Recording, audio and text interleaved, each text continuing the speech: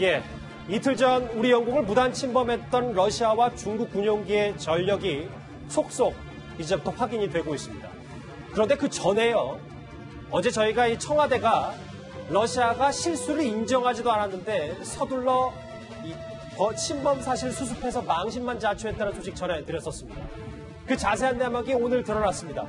자, 지금부터 이게 더 큰 문제인 것 같습니다. 조진 부장. 네. 오늘 이제 공개된 얘기인데 러시아가 우리는 한국 영공 침범 안 했다라는 전문을 오전 7시에 국방부하고 청와대 안보실에 보냈다는 거예요, 전문을. 네. 그런데 4시간 뒤에 전혀 이 국민소통수석은 딴소리를 합니다. 이게 어떻게 된 내막입니까? 네. 우선 어제 오전 11시에 윤도한 대통령 국민소통수석이 카메라 앞에 섰습니다. 예. 그래서 첫 마디가요. 이것은 내 실명이 나가도 좋고 얼마든지 영상을 촬영해도 좋다. 그러니까 기자들 사이에서 쓰는 말로 언더브리핑.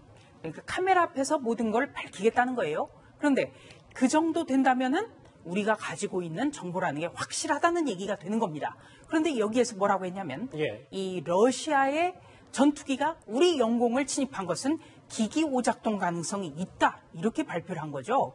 그런데 오전 11시에 이렇게 발표를 했는데 우리 국방부는 오후 4시, 그러니까 5시간 뒤에 러시아 국방부는 영공 침범 사실을 부인하고 있다라고 대통령 국민소통수석의 설명을 뒤집은 거예요. 예. 그래서 알아보니까 이미 러시아는 영공 침범을 부인하고 있다는 입장문은 윤도한 국민소통수석이 발표하기 전에 이미 국방부와 청와대 안보실에 도착해 있었다는 겁니다. 그렇죠. 네. 그렇다면 청와대 안보실과 도대체 국민소통수석 간에는 소통이 되지 않는다는 얘기가 되는 거죠. 예. 네. 분명히 국민소통수석은 안보실과의 교감하에 조율하에 카메라 앞에 섰을 겁니다. 그런데 이 시간대별이라든지 상황을 점검해보면 청와대 내부에서조차 정보 규류가 되지 않고 있다는 아주 심각한 사실이 드러난 겁니다. 그게 아니 국민소통수석실하고 안보실하고 거리가 멀지도 않을 거 아니에요. 이 4시간 동안에 이게 안 됐다고요? 그러니까 이상한 거죠. 그래서 심각한 겁니다. 그렇다면 이 얘기는 무슨 얘기냐면요. 아무리 서면이라든지 우리가 뭐 카카오톡 같은 메신저라든지 이런 게 하더라도 회의가 필요하다는 거예요. 왜냐하면 면대면 사람을 보고 해야만 정확하게 그 의중을 알 수 있거든요. 예. 그래서 여기에서 한 번 더 왜 이런 중차대인 일, 우리 영토가 침입받았는데도 왜 NSC, 국가안보보장회의 같은 걸 열지 않았느냐라는 논란이 그래서 커지는 겁니다. 이재용 차장, 저하고 같이 보실게요. 그러니까 결국 러시아는 입장을 바꾼 적이 한 번도 없는 거고 그렇죠. 이 오후 4시에, 그러니까 오전 11시에 윤도한 수석이 결국은 우리 입장에서 듣고 싶은 얘기만 듣고 그냥 수습해버린 꼴이 된 거네요. 결국은 이게 무슨 소통의 문제가 있어서 잘못 전달됐다기보다는 제 생각에는 오히려 정무나 홍보 라인에서 중로로 갈등을 더 전선을 확대시키기를 원하지 않았던 게 아닌가. 그래서 어쨌든 지금은 가장 일본과의 무역 전쟁에 집중할 때다. 그래서 중로 갈등을 조기에 수습하자. 이런 판단이 크게 작용해서 그래서 보고 싶은 건 본다 이런 말처럼 결국은 굉장히 지금 러시아에 쌓이는 분명한 것에도 불구하고 결국 국민소통수석실에서는 그걸 조기 종결하기 위해서 잘못된 메시지를 전달한 게 아닌가. 그래서 결국은 소통 문제보다는 메시지 관리 능력의 어떤 허점이 드러낸 거 아닌가 이런 생각이 듭니다. 두 분 말씀 종합해도 어쨌든 소통도 문제고 뭐 메시지 관리 조기 수습하려고 했던 그 망신살을 자초한 건데 두 가지 다 엄청나게 큰 실책입니다. 지금 화면에 같이 보시면 어쨌든 이 청와대가 메시지 관리도 안 되는데 어제 저희가 그제부터 이 영공을 침범한 중국과 러시아의 군용기에 대해서 실체를 하나씩 파악하고 있잖아요. 근데 김정무 실장님, 오늘 일부 보도를 보니 이 군용기들의 전력이 만만치 않고 심지어 핵 탑재가 가능하다는 보도도 나왔습니다. 맞습니다. 이 두 비행기 HUK하고 TU-95가 전부 다 핵폭탄을 장착할 수 있는 폭격기입니다. 이게 사거리가 3,000km 정도 되는 크루즈 미사일을 HU는 6발, 그 다음에 TU-95는 8발을 탑재하니까 총 2대 칩소에서 받지 않습니까? 그러면 총 28발의 핵폭탄을 장착할 수 있는 그렇게 폭격기가 왔다고 봐야 됩니다.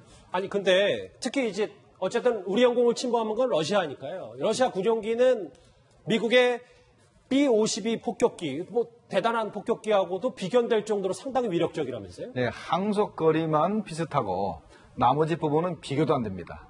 B-52는 이 폭탄 적재량이 거의 뭐 한 50톤 정도. 그다음에 또 B-52는 저보다 이제 제트 엔진인데 TU-95는 이게 프로펠러 기 아닙니까? 그러니까 이게 속도가 많이 늦습니다. 많이 늦고 그런 측면에서 비교가 안 되지만 어쨌든 간에 과거에 화려한 경력을 가지고 있습니다. 61년도에 50메가톤짜리 그 짜르본바라는 그 핵폭탄, 수소폭탄을 터뜨려가지고 예. 피해 반경만 1000km라는 그 위력을 한번 보인 적이 있습니다. 그래서 저 비행기에서 떨어뜨렸고, 그 다음에 지난 러시아가 핵실험할 때 수십 차례 저 비행기로 이제 핵실험을 했었습니다. 그러니까 B-52와는 어느 정도 차이가 있지만 어쨌든 러시아의 주력 전략 자산은 분명하네요. 저거는 은퇴시키는 게 낫지. 저런 그렇습니까? 고물 비행기는 고물입니다. 다만 거기에 실린 핵미사일 자체는 신형인데 비행기는 사실 갖다 버려두고 주워가지도 않습니다. 그렇군요. 어쨌든 말씀처럼 우리가 그럼 기계에 집중하지 말고 핵에 집중해보면 네. 이게 러시아와 중국의 이런 핵까지 탑재할 수 있는 폭격기가 왔다 갔다 했다는 건 미국의 대응을 한번 떠보기 위한 거라는 전략이라는 분석도 있습니다. 맞습니다. 이제 인도 태평양 전략 때문에 중국과 러시아가 압박을 많이 받고 있죠. 그다음에 이제 중국도 러시아도 현재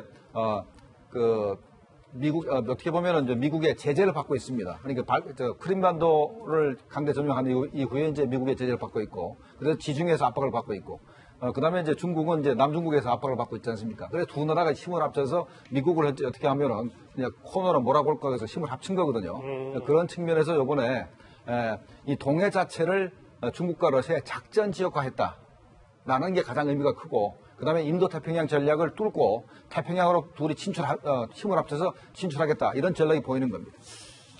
화면 같이 보실게요.